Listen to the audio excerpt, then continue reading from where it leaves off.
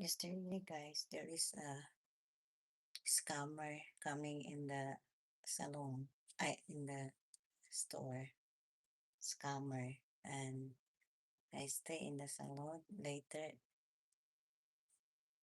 my granddaughter called me and said, there is a motorbikes that come and then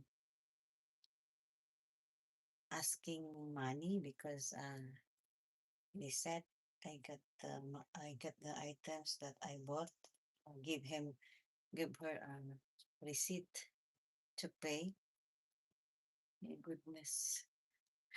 Lucky my granddaughter called me.